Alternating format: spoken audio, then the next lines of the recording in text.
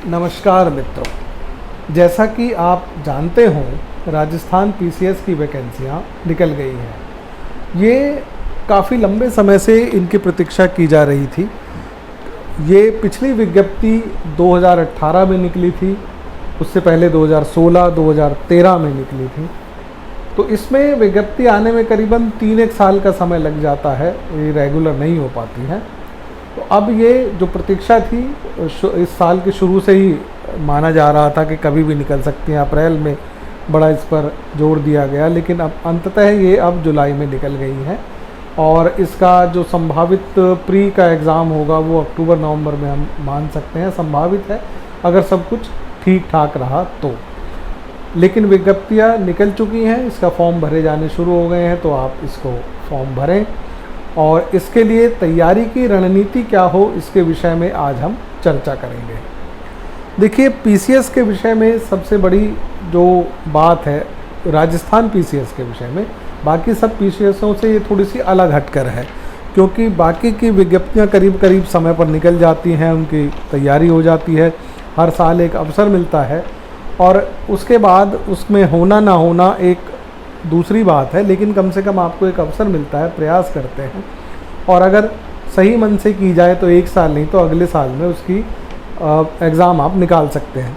लेकिन इसके विषय में तो बड़ी विडंबना है कि 3 साल में एक बार जब जो एग्ज़ाम निकलेगा उसमें अगर एक ज़रा सी भी लापरवाही या छोटी सी भी गलती कर दी तो उसके लिए फिर 3 साल आपको प्रतीक्षा करनी पड़ेगी। उसके बाद क्या आपका बौद्धिक स्तर रहता है, कितनी पढ़ाई का लेवल रहता है, क्योंकि 3-4 साल में टूटते टूटते व्यक्ति कहाँ पहुँच जाता है।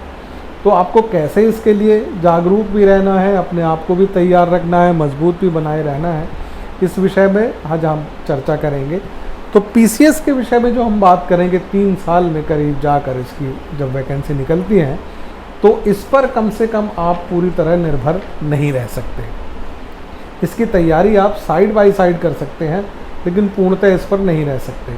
आप अगर सच में देखा जाए तो आप यूपीएससी की तैयारी करें और उसके साथ राजस्थान को लेकर चलें। इसके कारण ये है कि इसमें एक छोटी सी गलती आपको 3 साल आगे के लिए धकेल देगी, और तब तक आपकी एज रहती है नहीं रहती है, या आपका पढ़ाई का लेवल कहाँ तक पहुँचता है, पढ़ाई में वो बात रहती है या नहीं। तो उसमें कम से कम ये होगा कि आप अगर यूपीएससी का बनाकर चलेंगे तो वो हर साल आप दे सकते हैं। साथ ही इसके जो सिलेबस है इसमें बहुत ज़्यादा कोई अंतर, इतना व्यापक अंतर नहीं है, थोड़ा बहुत अंतर तो है।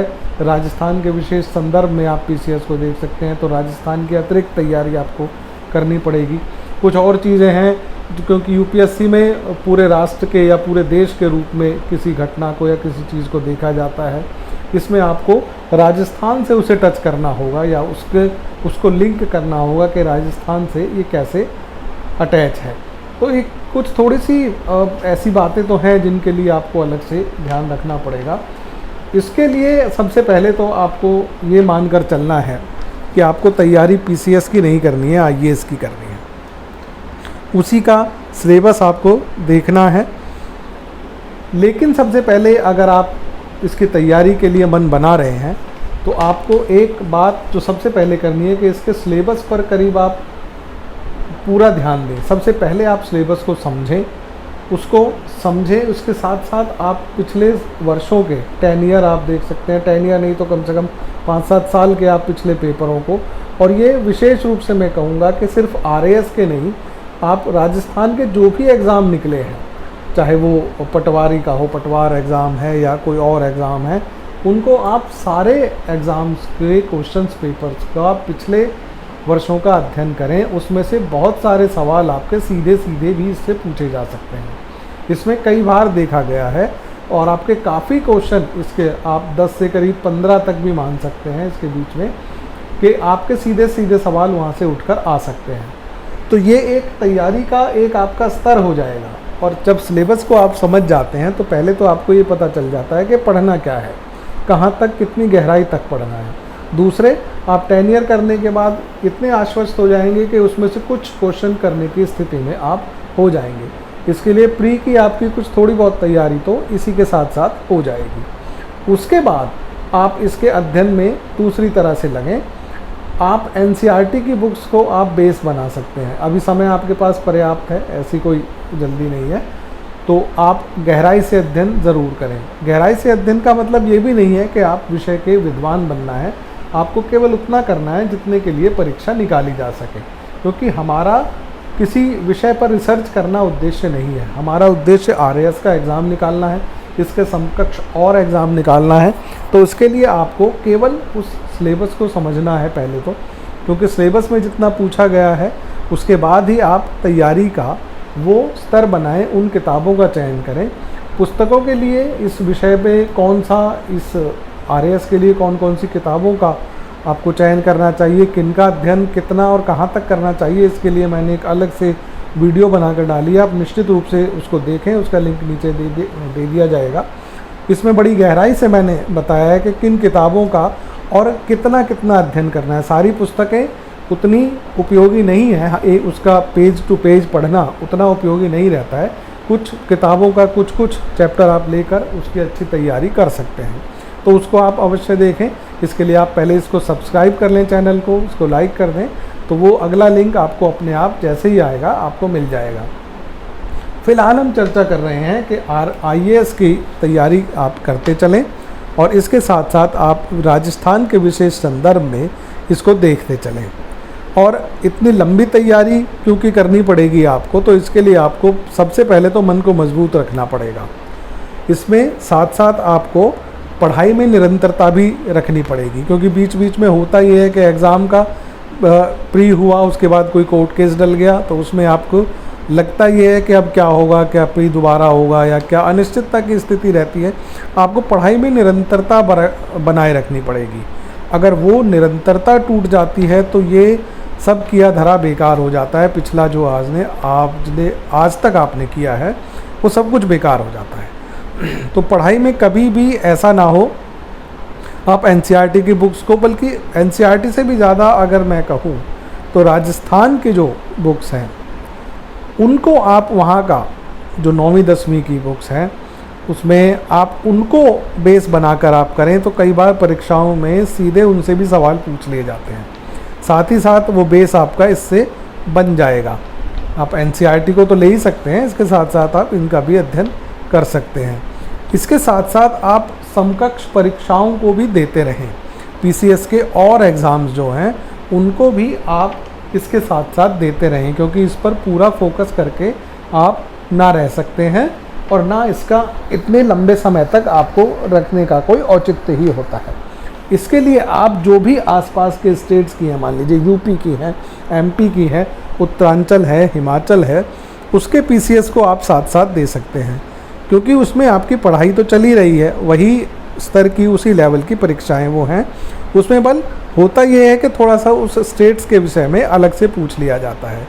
हिमाचल है तो हिमाचल के विषय में पूछा जाएगा, उसकी आप कोई एक संदर्भ बुक ले सकते हैं, तो उस पर आप प्रयास कर सकते हैं। क्योंकि केवल, या फिर साथ साथ आप राजस्थान के और एग्ज़ाम साथ साथ आप देते रहें, इसको आप मेन फोकस में लेकर ना चलें। इसके लिए होता ये है कि आजकल क्योंकि सबसे बड़ी जो इसमें राजस्थान पीसीएस में बात है कि इसमें निरंतरता नहीं है। तो अगर आप 5-6 साल में हो सकता है कि 1 या 2 अटैम्प्ट ही दे पाते हैं, 10-10 साल में 2 या 3 अटैम्प्ट ही राजस्थान के दे पाते हैं, और इतने लंबे समय तक एग्ज़ाम की तैयारी करना हर किसी के बस का नहीं है। फैमिली के लिए भी बस का नहीं है, खुद व्यक्ति के लिए भी वो सब संभव नहीं हो पाता है। तो अच्छा ये होगा कि आप इसके साथ साथ अगर आप आईएएस को लेकर चल रहे हैं तो उसमें अगर आप सामान्य वर्ग के अभ्यर्थी हैं तो आपके लिमिटेशंस हैं, उसमें आप 2-3 साल 4 साल तक ही एग्ज़ाम दे पाते हैं, उसके बाद आपको वहाँ से हट ही जाना पड़ेगा। तो इसके लिए आप पीसीएस और अन्य पीसीएस को फोकस करें और इसके साथ साथ आप इस पे राजस्थान को अलग से देखते चलें।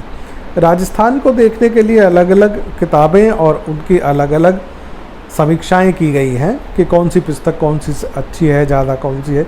यह जैसा मैंने बताया, मैं अपने एक अगली वीडियो में इसका बड़े विस्तार से मैंने इसको कहा है, क्योंकि एक वीडियो बहुत लंबी हो जाती है अगर इस विषय में बात की जाए किताबों के में, तो वो किताबों के लिए अलग से एक वीडियो बनाया गया है, आप उसे ज़रूर देखें।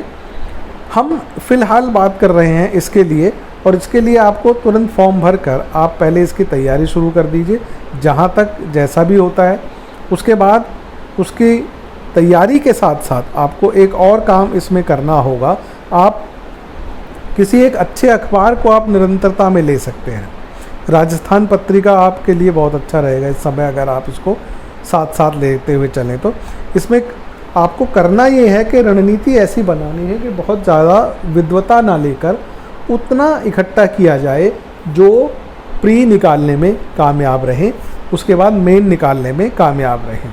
इसके लिए किसी गूढ़ ज्ञान की आवश्यकता नहीं है कि आप उस सब्जेक्ट के आप महारथी हो जाएं, या उस पर आप पीएचडी करें, या और इतने गहरा अध्ययन आप करें, उस पर रिसर्च करें। और उनके लिए आपको करना ये है कि आप इसके लिए एक स्ट्रेटजी बहुत स्ट्रॉन्ग रूप से बनानी पड़ेगी। स्ट्रेटजी में सबसे पहले आप सिलेबस को देखेंगे, अध्ययन करेंगे, उसको आप 1-2 दिन दीजिए और ध्यान से देखिए सिलेबस में आखिर पूछा क्या जा रहा है, सिलेबस कहाँ तक विस्तृत है, उसी के अनुसार फिर अध्ययन करें। टेनियर पे आप फोकस कर सकते हैं, करंट अफेयर्स पे आप फोकस कर सकते हैं। ये आपकी तैयारी के साथ साथ आपके व्यक्तित्व में भी निखार लाता है। इंटरव्यू तक आपको इसकी आवश्यकता पड़ेगी। तो सबसे पहले तो आप इन चीज़ों पर फोकस करके इसके साथ साथ आप अन्य पुस्तकों पर आ सकते हैं। ये वीडियो आपको कैसी लगी ज़रूर लिखें, कमेंट्स बॉक्स में इसमें कमेंट लिखें, और इसके अतिरिक्त आप क्या चाहते हैं इस विषय में आप ज़रूर बताएं। धन्यवाद।